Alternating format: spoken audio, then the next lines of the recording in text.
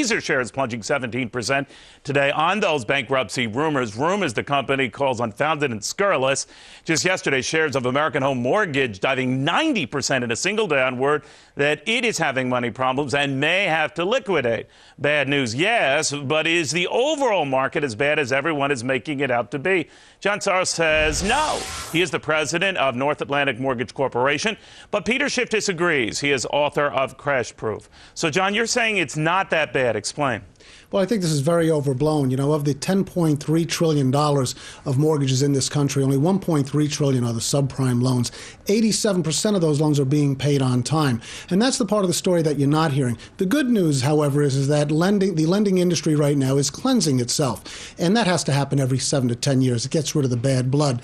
And it promotes positive change. Changes such as going back to standard underwriting guidelines that utilize common sense and are less risky for these lenders and less risky for the borrowers. All right, but Peter, you're not buying that. Why not?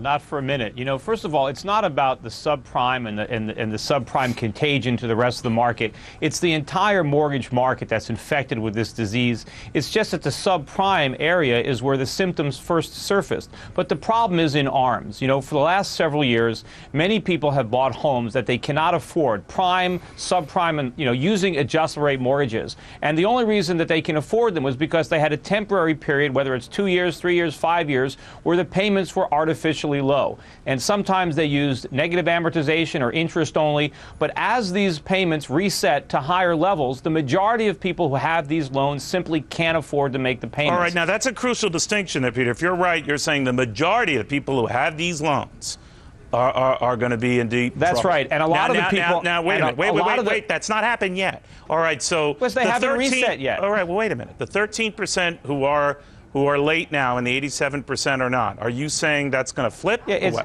it's going to keep growing. And the majority, I don't know, but look, the majority of these people who bought homes put little or nothing down, so they have very little incentive to even stretch to make these higher payments. And the problem is a lot of people who bought these homes basically are going to end up paying twice what these homes are actually worth. So all right, John, what do you think of that? If Peter's right, it's going to get worse. You're saying it's contained or what? It's contained, but let's look at the facts here. You know, buyer beware. You want to blame everything on the mortgage industry. I don't think you could do that. You know, there's got to be common sense for the buyers and for the consumer as well. Bottom line is, you know whether or not you could afford a mortgage payment or not. And if you don't even know that, then you shouldn't be buying a house at all. But I mean, you can always get advice. But John, from are you CPAs. worried about a point that Peter, and he's mentioned it before in this show, that mortgage lenders themselves get defensive and they don't want to risk having bad loans on their books? So even people who would heretofore qualify are not qualifying, and that kind of spirals. Well, I think that over the years, when we were really busy, when the market was busy, you know, lenders do overextend themselves. They do expand on the underwriting guidelines. So do you think it will get worse? I don't think it'll get worse. I think you're going to see a peak on this situation probably toward the end of '07. Things will probably peak out. But Peter, you're arguing it will get worse, right? Well, yeah, I've been doing these shows for a long time, and everybody keeps telling me it's the bottom, it's not going to get worse. I'm one of the few people who's consistently been right on this issue. The problem is, you know, people did buy homes they couldn't afford. They knowingly committed to mortgages they couldn't afford because they thought they were going to get rich on real estate appreciation. They bet wrong. But the problem is they bet with other people's money because they didn't put down payments. Well, Peter, it could still happen, right? I mean, you could look at a snap judgment here and say, yeah, that's the case for now. No, but the market could rebound, right? No, it's going a lot lower. We're just starting. I mean, you could also say the guys, same. I wish we had more time. You argue your points well. Consumers are feeling. I think this woman is the best judge of it. Martha Stewart, her company Predicting Business is going to get a lot stronger in the second half of the year. With us now, an exclusive chat. Martha Stewart, founder of Martha Stewart Living on the Media. The company today reporting a loss in the latest quarter. Revenues up nearly 8%, pretty much in line with what Wall Street thought. Martha, good to see you. Good to see you too. Thank you. You might have caught that little argument there. The gist of which is consumers are tapped out, the markets indicate that, the volatility indicates that, trouble ahead.